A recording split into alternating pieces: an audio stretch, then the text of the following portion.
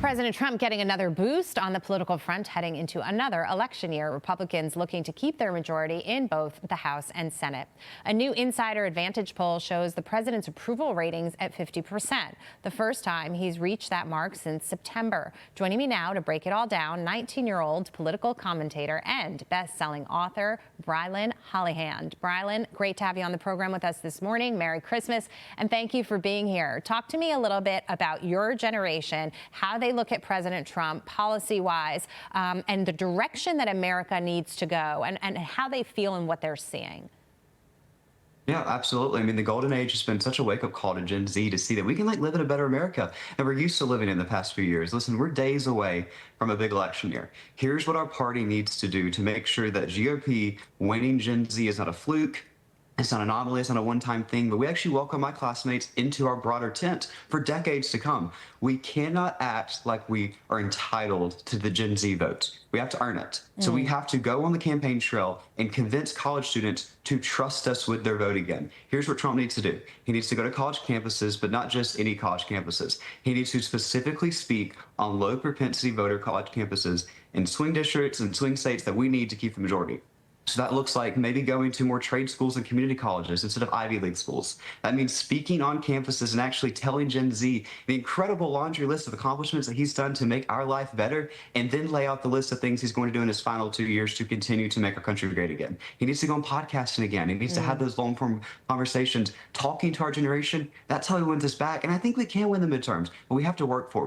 We can't act like we earn it. That's the Democrats' mistake every single time. And we have a good opportunity here to keep Gen Z. Yeah, and that was part of his strategy to win the presidential election, reaching out to young voters. Charlie Kirk was a part of that. The Democrats realize this, and they are unveiling a new strategy to target young voters ahead of the midterms as well. The DNC launching a national youth coordinated table consisting of major young Democrat activist groups. Brilyn, is Gen Z really more liberal? Because I don't necessarily see that. We were just talking about a resurgence of faith in Gen Z, going to church, family values. I'm not necessarily sure that they are more liberal, even if people think they are. And always remind everybody that when people go into the voting booth, you never know what they're going to do. Exactly. Gen Z is the most conservative generation in decades. I'm not telling you that because I look at polls. I'm telling you that because I sit in classrooms with my peers every single day. Apparently, the Democrats decided that going into debt and after Kamala Harris's loss wasn't enough for them. They now want to light tens of millions of dollars on fire to study us like we're lab rats, and let them do it. But I'll save them all the time and money in the world by simply saying that we're not coming back. Gen Z was a part of the DNC as a monopoly for decades because they sold us lies and false promises. And finally, we woke up, we smelled the roses. We're not going back to the party that called our masculinity toxic, that labeled us garbage and compared us to Hitler Jr. It's just not going to happen. But keep lighting your money on fire. I encourage you to. While the Democrats are doing that with no bench and their party leaders are AOC and Jasmine Crockett and Zohran Mamdani, we're actually getting accomplishments done for Gen Z. The same things the young people voted for, we're getting done every single day. And what the Republican Party needs to focus on is working with state legislatures to make sure going into next November that voting is accessible for all young people. So every single college campus should have a polling location on the campus. It's hard enough to convince a young person to make time in their busy schedule between classes and partying to go vote. Having one on campus that's a 5-minute walk from their dorm is the easiest way. While we're working on stuff like that, the Democrats are lighting money on fire to study us like we're aliens. Yeah. One's different. That's a great idea to have polling stations on campus. And I would just say, when you're giving student loans away for free and you're trying to buy votes, it only goes so far. I imagine Gen Z at some point is also thinking about its future and how the country can possibly pay for all of these giveaways. It doesn't really make sense. Brilyn, your generation is also using social media for different types of things, including looking for jobs. And this is coming as there are some fears, some growing fears of artificial intelligence replacing jobs, cornering the market. Maria spoke with Labor Secretary Lori Chavez Dreamer last week on the importance of AI literacy for the current job market. Listen to this. The president's been clear.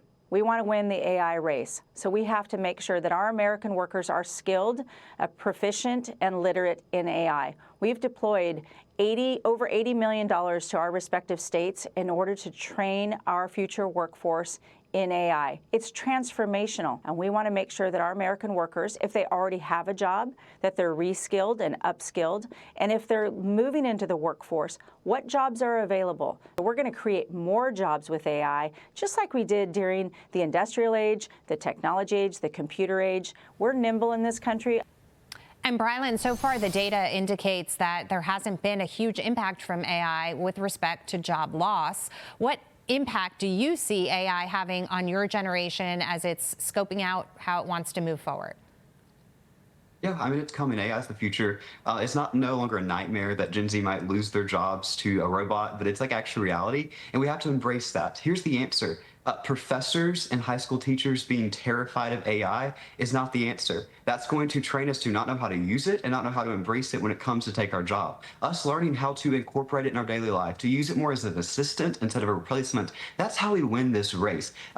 Young Americans going through college, like you said, spending a fortune, an arm and a leg just to get a piece of paper and a degree, then to get in the job market and have yourself replaced by a computer, that's not going to satisfy us. We're going to get frustrated pretty fast. So having professors and these people that are supposed to be teaching us instead of indoctrinating us, actually helping us learn how to incorporate this, that's how we're going to win, and hopefully it continues to happen across the country. Michael, jump in. Yeah, Brilyn, when it comes to Gen Z, it's all about engagement, right? Getting people to get out of the social media cocoon and actually, whether it's registering to vote, getting out to vote, understanding how AI impacts their lives. So what kind of strategies are you looking at to increase that engagement for the Gen Z population?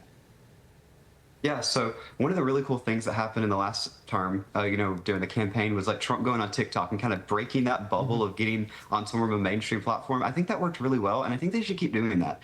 The president has like this huge TikTok account that they haven't been posting on. Him posting daily recaps of just accomplishments that he's done in one singular day was more than Biden did an entire month. So genuinely showing Gen Z what he's doing. I just spoke on 10 college campuses this semester, and I kept having students come up to me, and they're like, hey, like, I voted for Trump, super excited, but like, can you just tell me a few things he's done? They're not seeing it because they're not watching cable news at night. They can barely afford rent. They're not affording a cable subscription. So if they have it right there on their phone in front of them, if they can see the laundry list of accomplishments right on their For You page, that's how we win. We have the results to win this race. We just have to show Gen Z the results. Go into campuses, and the campuses that President Trump can't specifically go to, reaching those to social media, that's how we win this thing.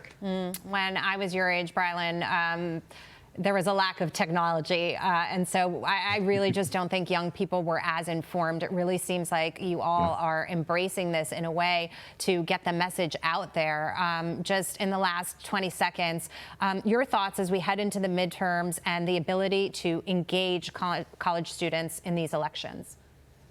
Yeah, I think Congress needs to step up. We've got to stop posting and start legislating. A lot of executive orders have happened, but those can be overturned with the stroke of a pen, just like Trump did on his first day. If a Democrat wins, they can overturn those. So actually codifying the agenda that the Gen Z voted for, having Congress step up and show Gen Z that they can earn their keep, that's what we want to see, and it should happen. Okay. Brilyn Hollyhand, great to have you here this morning. Merry Christmas. Merry Christmas. Thank you. Okay.